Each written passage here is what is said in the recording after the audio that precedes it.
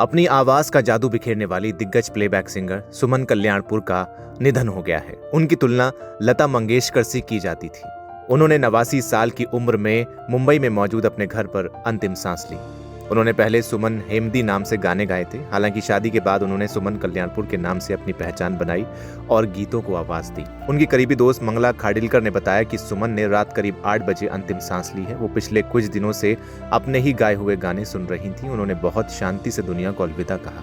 उनका अंतिम संस्कार सोमवार सुबह करीब 11:30 से 12 बजे के बीच पवन हंस शमशान घाट पर किया गया।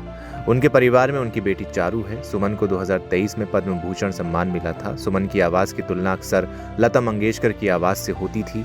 फिल्म फेयर की एक रिपोर्ट के मुताबिक उन्होंने 11 भाषाओं में 3000 से ज्यादा फिल्मी नॉन फिल्मी गाने गाए हैं। सुमन कल्याणपुर ने 1960 और 1970 के दशक में अपनी सुरीली आवाज से संगीत जगत में एक खास पहचान बनाई थी। उस दौर में लता मंगेशकर जैसी महान सिंगर के रहते हुए भी उन्होंने अपनी अलग पहचान बनाई। उनके गाए आजकल तेरे मेरे प्यार के चर्चे, नाना करते प्यार तुम ही से और तुमने पुकारा और हम चले आए जैसे गाने आज भी काफी पॉपुलर हैं। उन्होंने हिंदी के अलावा मराठी, असमी, कन्नड़, बंगाली और उड़ीसा समेत कई भाषाओं में गाने गाए। हालांकि लोग अक्सर उनकी आवाज की तुलना लता मंगेशकर से करते थे, लेकिन सुमन हमेशा इस तुलना को खारिज करती थी।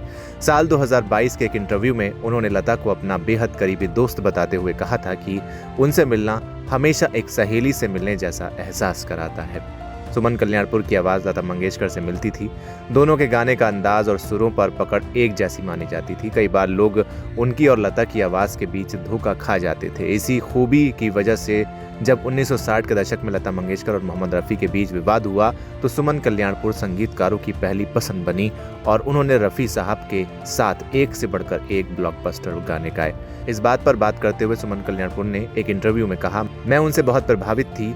कॉलेज के दिनों में मैं उनके गाने सुनती थी। मेरी आवाज़ पतली और नाजुक थी। मैं क्या कर सकती थी। शुरुआत में रेडियो सैलोन मेरे गानों को बिना नाम के चलाते थे, जिससे लोगों को ज़्यादा भ्रम होता था। कभी कभी मेरे रिकॉर्ड्स में नाम भी गलत लिखा होता था। सुमन का रुझान बचपन से ही पेंटिंग और म्यूजिक की तरफ था। उन्होंने आर्ट्स में ग्रेजुएशन किया। वो पेंटर बनना चाहती थी, लेकिन सुमन की आवाज़ को उनके पड़ोसी और पिता के दोस्त पंडित केशव राव भोले ने परख लिया था।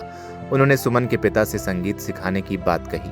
पहले तो सुमन शौकिया ही संगीत सीख रही थी, लेकिन समय के साथ इसमें उनकी रुचि बढ़ने लगी और वो सीरियसली इसे सीखने लगी। सुमन ने उस्ताद खान, अब्दुल रहमान खान और मास्टर नवरंग जैसे दिग्गजों से भी संगीत की बारीकियां सीखी हैं। उनकी शादी मुंबई के बिजनेसमैन रमानंद कल्याणपुर से हुई थी। उनके परिवार में इस वक्त उनकी बेटी चारू ही है। सुमन कल्याणपुर की नेटवर्थ को लेकर किसी भी सोर्स ने कोई दावा नहीं किया है, इसलिए उनकी नेटवर्थ पब्लिकली अवेलेबल नहीं है। उन्होंने 6 दशकों से ज्यादा लंबे करियर में हिंदी, मराठी और कई भाषाओं में हजारों गीत गाए और भारतीय संगीत जगत की सबसे सम्मानित सिंगर्स में से एक मानी जाती थी। फिलहाल इस वीडियो में इतना ही। आप क्या कहना चाहेंगे कमेंट सेक्शन में हमें लिखकर जरूर बताएं। वीडियो को लाइक करें, शेयर करें और चैनल को सब्सक्राइब करना बिल्कुल न भूलें।